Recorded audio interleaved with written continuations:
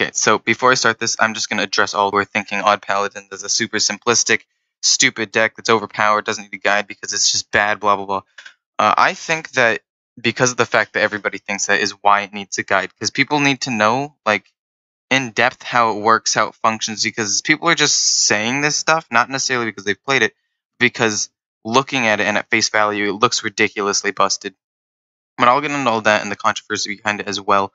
But for all of you who have seen these deck guides before, you know how this works. But for those of you who don't, basically I'm going to go into an overview of the deck. I'm going to go into like why certain cards are in it and changes you can make to the deck in order to make it more budget or more expensive. And just matchups and mulligans you can make for those matchups. So in the overview, I'll go over the controversy behind the deck. So overview of the deck, basically, you just create a ton of minions for very cheap. Basically, hero power, you can conserve resources by not playing too many cards, while maintaining a pretty decent board and buffing them using things like Raid Leader, potentially a Stonehill Defender that can get you a Tarum. You have Fungal Mancer, you have Level Up, you have the Unidentified Mauls. You have many different things that you can use to buff up your minions and make them better. And you want to basically have a wide board in order to do that. That being said, wide boards typically get beaten by things with, like, say, Spreading Plague, the Druid card, or decks with a ton of removal, because eventually you'll run out of resources if he's using one card to consistently remove like 2 to 3 cards worth of your stuff. So generally speaking, the deck is meant to go wide, hopefully not get removed, but because of the fact that you have your hero power and a ton of cheap things, it can actually rebuild once or twice after being wiped. And a lot of people complain about this deck, saying that the ability for it to rebuild is ridiculous and it makes it a stupid deck, makes it linear and simple. And I'm going to just tell you right now, I think that this deck is amazing for beginner players. For anybody who's like beginner to intermediate, because of the fact that it's kind of linear and simplistic.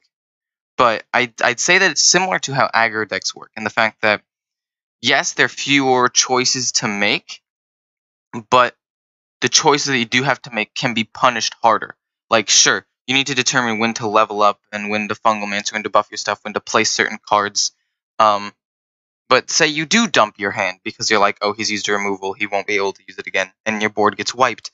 That one mistake's going to get punished a lot harder than, say, in a control deck when you choose to use one removal versus the other, which, I mean, could still hurt you, but does not necessarily hurt you as much, because I've gone over this before, but the difference between aggro and control is control has more decisions to make, but each decision can be punished less because all of your cards have such good options. You just need a little while to set up. And aggro, since there are less decisions, the few decisions that you do have to make can be punished a lot harder. That being said, I think Paladin is in a similar boat as that. But the difference is, and the reason why people think it's ridiculously busted is because you can actually make a mistake or two without being too heavily punished. Obviously, you'll be fairly heavily punished, but you can still actually stay in the game. Because, like, say with a Face Hunter deck, if you decide not to go face, okay, and your board gets wiped and you're short by like 5 damage, and if you had just gone face that one time instead of trading, you would have had it. Or 4 damage or something like that. That can be punished because you lack card draw and your hero power. I mean, sure, you can kill them in 2 turns, but that gives them time to like heal or gain armor or any number of things. With Paladin, you can just play 1 or 2 cards in hero power and have like 4 to 5 minions on the board, depending on the cards that you played. So that's probably why people, and that's not probably, that's why people think that deck is ridiculous. And to be quite honest, going back into why it's better for beginner players, the fact that you can recover, even though it's difficult, will allow the newer players to realize what mistakes they're making and when they're making. Like, they'll be like, okay. Even though I can rebuild from this, I have to rebuild, so I did make a mistake previously. So they'll be able to see what kind of mistakes they're making and just be able to play the game at a fairly reasonable price. Like, this deck really only requires Baku in terms of legendary minions, and I guess Leroy Jenkins, but you could probably run a Wolf Rider, and I'll get into the card exchanges replacements in a second. You could probably run like a Wolf Rider for some extra burst charge damage or something like that if you need it. So it's a simple deck that is reasonable costing, that isn't quite as simple as like just a full-on aggro deck, because this deck actually you have to trade. It's more of a mid-range deck where you have to be able to like trade in the minions and figure out when to go face versus when to control the board. So there are more decisions to make. So it's like it's definitely closer to the aggro end, but it at least is somewhere in the middle of just face versus full-on control. It's probably on a scale of 1 to 10, 1 being aggro, 10 being full-on control. It's probably around a 3 or 3.5, I'd say. So it's still simple, still less decisions to make, but a few more, and the ability to recover after it's been done. So obviously, that's probably one of the reasons why people complain about the deck so much, and they think it's as ridiculous as it is. And honestly, I explained this way too much, but I personally just really like this deck, and I really want to defend it, because I have a fun time playing it. That's just my own personal opinion. If you hate me for it, hate me for it. Whatever. Anyway, jumping into card replacements, going back into the guide itself. So, as I said, you could probably put in a Wolf Rider for Leroy if you need to go more budget. On top of that, if you need to go more budget, you could put in Paragons of Light for Corridor Creeper.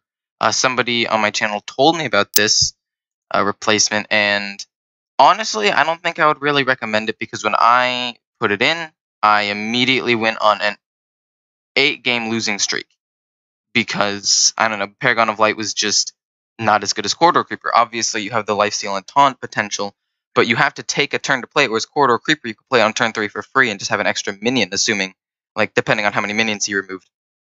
So if I played against a odd rogue, you'd think that it would actually be pretty decent, or like a Zoolock, or into like aggro decks, you'd think that the taunt lifesteal would be good, but no, having the 2/5 out to trade into his minions actually would have been better. So I wouldn't necessarily recommend making that change unless you really don't have Corridor Creeper and you don't have the dust, in which case it's okay. I feel like the reason why I was losing was because this is in like a legend 1,500 better ranking, or around like 1,500 to 2,500 ranking. So at this point, everybody's extremely good. Little like optimization things can be punished fairly heavily, but for the most part, I think that Paragon of Light could be decent in like up until about rank 5, which is when people start getting better and having just the meta decks. On top of that, some people run 1 Divine Favor, so you could take out 1 Divine Favor and put in an extra Raid Leader or Stonehill Defender. And some people run 1 Vine Cleaver and run a Stormwind Champion. I'm trying to think of other things you can do. Oh yes, the Glowtron Mecharoo. So that's a little bit of mech synergy, so you have actually a really strong early game if you can get both of them. Having a 2/4 with the Death Rattle, summon another one on turn like 2 or something can be absolutely ridiculous. But if you don't want to run that, you can run the Argent Squire as well as to replace like the Glowtron, and instead of the Mecharoo, put 1 more Raid Leader and 1 more Stonehill Defender in, because I only run 1 of each as of now, because I think both of them are good in particular situations. So I want to have at least 1 of each in my deck. So yeah, those are changes you can make to the deck. If you can think of any more, and if you want even more budget options potentially, or options that can make it better, say I think some people, maybe this is just odd rogue, but I think some people are running like King Mukla or something. Like instead of running as much early game, they take out like a Glowtron or Mecharoo or something along those lines, or like a Firefly or something, and they threw in a King Mukla, which is a 5/5, which gains you a lot of tempo. So there are definitely some other changes, more creative ones that I can try to throw in there from what I've heard other people talk about, whether online or when I'm talking to friends and stuff. But other than that, the ones that I told you are the most generic ones that you can change in order to make the deck cheaper or better, or go towards one direction or the other, whether or not you want it to be more taunt-based and slower, putting in an extra Stonehill Defender, or like aggressive, putting in another Raid Leader, and stuff like that. So, going into matchups. I don't know what that noise was, but moving on. Going into the matchups, I actually played against very few Druids, which was surprising. I think Druid is actually a losing matchup, but my win rate against it was 50%, and I only played a couple of games against it. That being said, I don't necessarily think it's a terrible matchup. I think it's a losing matchup, but less decks, I think, are running Spreading Plague. Like some of the OTK combo decks aren't running as much, or at least they weren't drawing it against me. And token is still annoying, but you can tell whether or not like what deck they're playing pretty early on. Like Taunt Druid, if they're playing Taunt Druid, don't have to worry about spreading Plague. You just need to kill them before they get a ton of taunts and like Hedgehogs or Oakheart or whatever. And you can tell that if they get like a 3/6 taunt out with the what's it called? The 4-mana spell that basically summons the 3/6 taunt. But if you see that they're not doing that and they go more towards a token route and they play like Whispering Woods, you're like, okay, I see what you're doing there, buddy. I'm gonna not totally flood the board, and if you do flood the board, you need to have level up in hand to capitalize on it, if that makes sense. So, Druid, bad matchup for you just because of the huge taunts and the fact that you don't have any silence in this deck, which I forgot to mention, but if you want to throw in a silence in there, you could probably take out some of the 1-drops like Mecharoo or Glowtron, and instead of putting in like Raid Leader or Stonehill Defender or Argent Squire, you could probably put in a silence along with that, just, at random, depending on what you want. Basically, by removing those, you have 4 cards, you have 4 empty slots. You could fill it with Raid Leaders, Stonehill Defenders, Silence, Argent Squires, a different 1-drop or anything. But yeah, Silence could be important, and if you're running Silence, the matchup might actually be better, because they'll play like a giant 4/12 Dragon Taunt. You'll be able to silence it and go face. But if you're not able to do that, this matchup is not good for you. I'd say losing, but not like ridiculously so. Next is Hunter. Death Rattle Hunter, this deck smacks right in the face. They can get some 5/5s out, sure, but you just have too wide of a board for them to actually deal with, and you're able to set up before they are, so this kind of wins. Into Secret and Spell, because of Rexar and Explosive Trap and Unleash the Hounds, this matchup is a little bit worse. And this win rate was actually 50% as well, but I would say that overall against Hunter, it's slightly better. Like, literally, 2 of the times I lost to Hunter, and maybe this was just because they got lucky, or it was probably because they got lucky. I'd build up a board, and one of them had double Unleash the Hounds, Explosive Trap, and the other one had double Unleash the Hounds and Rexar. So basically, every other turn, I was getting worked and losing my entire board. So unless they get lucky like that, I feel, and obviously every now and then that will happen, and you just don't get tilted by it. But this deck is actually not bad against Hunter. I'd say it's around 50%, maybe a little bit better. I'd say this is a average matchup for you, maybe slightly better than average, but to be conservative, I'll say it's around average because that's my own personal win rate against it. Into Mage, I've played against some Tempo Mage and some Big Mage, and I will say that the Big Mage is more annoying. It's harder to deal with because of the fact that they have constant removal, and they have so much of it. They have Dragon's Fury, they have Blizzard, Flamestrike, Meteor. They have Doomsayers, and then once they get to Jaina and just start lifestealing all of it back up and getting giant elementals out, you just kind of lose.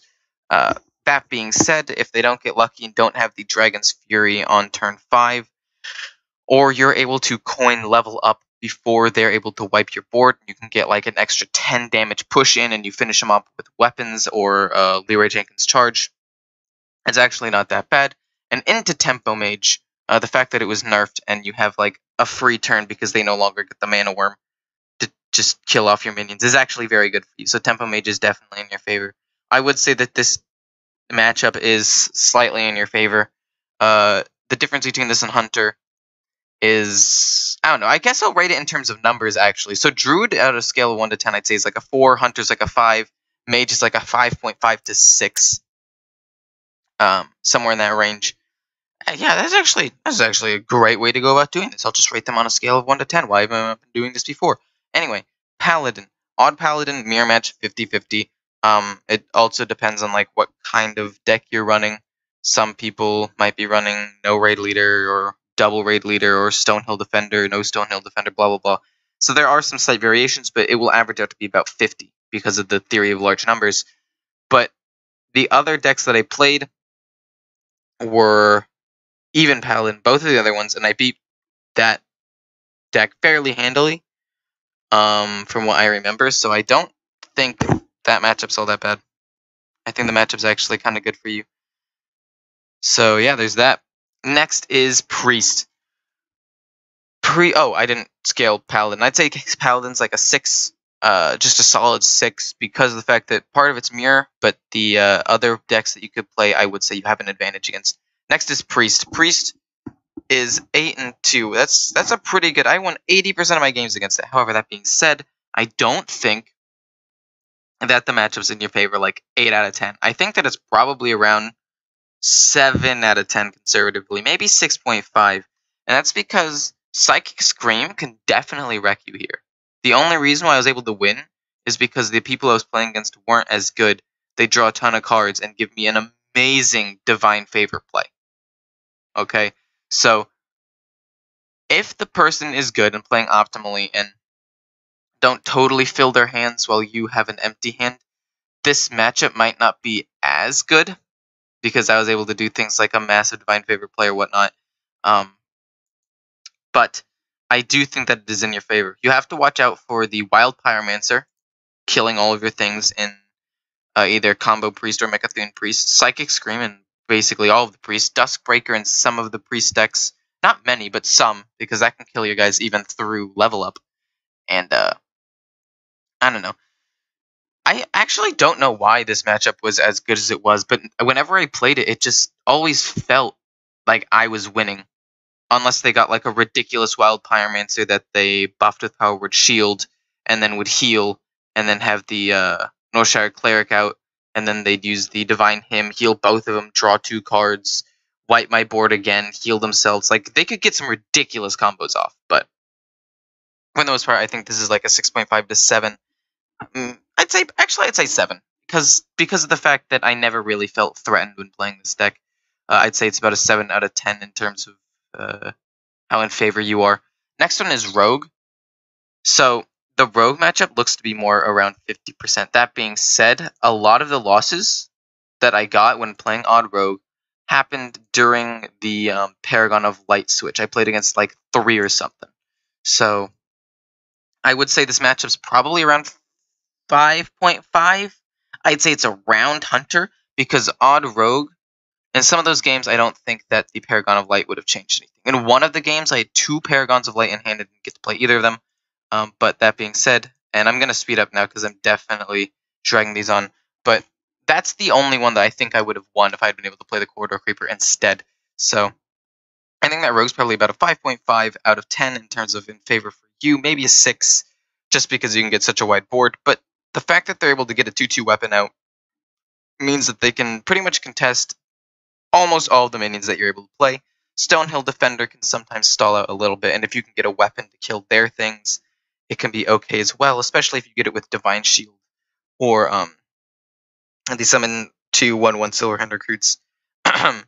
But for the most part, I actually don't think this matchup is super favored for you.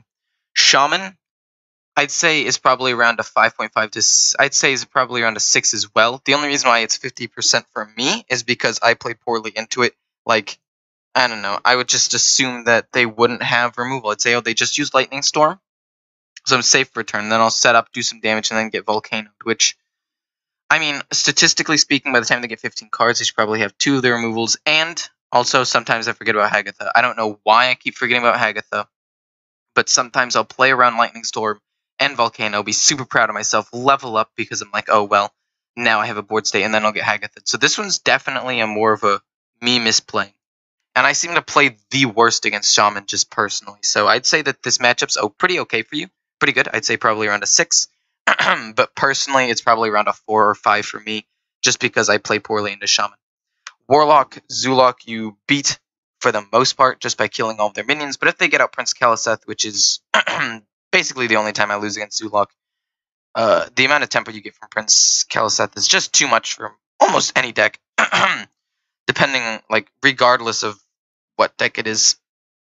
That being said, if they run 2 Despicable Dreadlords, some don't, some run like 1. But if they run 2 or something like that, then definitely a lot worse for your matchup. And into the matchup that I lost for Zulok, because I only actually lost 1 against Zulok. They got Prince Kaliseth, got a Despicable Dreadlord, managed to kill it, and then he played another one. And after that, I was like, shoot, there's nothing I can do. But for the most part, Warlock's pretty good for you. Even Warlock isn't even that bad, in my opinion. Just get a wide enough board, then if he doesn't remove it because he doesn't get lucky or he plays like Doomsayer, you actually usually can kill the Doomsayer if you have Raid Leader or the weapon with your whiteboard. It's actually not all that difficult. So, yeah, I'd say Warlock's definitely in your favor. I'd say like a 7 because both matchups are good. Then there's Warrior. Warrior is just bad. Warrior is just terrible for you. He has armor, he has Brawl, he has Reckless Fury, he has, I don't know, Shield Slam for your Corridor Creepers if you manage to get them out. It's just not a good time, man. Odd Warrior in general is just terrible for a lot of minion-based decks. So that's basically the rundown of the deck. I went over the controversy of the deck, went over an overview of the deck, changes you can make to the deck, and all of the matchups. As for mulligans, because I actually didn't go over that, but this one's just pretty simple in general. What you want to do is into control decks where you think they'll draw a lot of cards. Keeping Divine Favor is fine, but into those decks, definitely keep a ton of lower cost minions, as well as Corridor Creeper into more aggro decks. Basically the same thing, except instead of Divine Favor, I'd go for Unidentified Maul as the replacement for it. So yeah, actually Raid Leader and Stonehill Defender, I have one of each in this deck, and really, keeping or mulliganing those are 100% up to you. I could see it going either way. There are arguments for both. Raid Leader ups the tempo so you can trade in, but also at the same time, it's only a 2-2, and if you're playing against like a control deck and your board gets wiped, you can be useless. Stonehill Defender isn't as good as, say, like playing certain cards like a 1-drop and then hero powering, or playing a Raid Leader in certain situations, but he also has a place in the deck and can be kept or mulligan depending on what you want. So basically all of the things, actually, yeah, all of the minions 1 through 3, I would say potential keep. Divine Favor keep into control, and Unidentified Maul keep into aggro to deal with that. So without further ado, I'll just end the video. Hope you all enjoyed. Sorry it was a little bit longer, but I want to start going more in depth with my guides again, because I kind of started slacking a little bit, started making about 10-15 minutes long and really just skimming over everything. But I'm going to start going into every individual matchup once again, because, I don't know, if you guys don't like it and you guys made it this far, please tell me if you want me to actually have them be shorter, but I just feel more confident when I give you guys more in-depth information and stuff like this. So it's up to you guys. If you guys talk to me about it, then we'll discuss it and we'll see what a good length of a video is. But for now, they will remain fairly long. So I hope you all enjoyed. I hope you all learned something. And don't forget to check out the Hearthpwn guide. Unless you're watching this on the Hearthpwn guide, in which case, nice.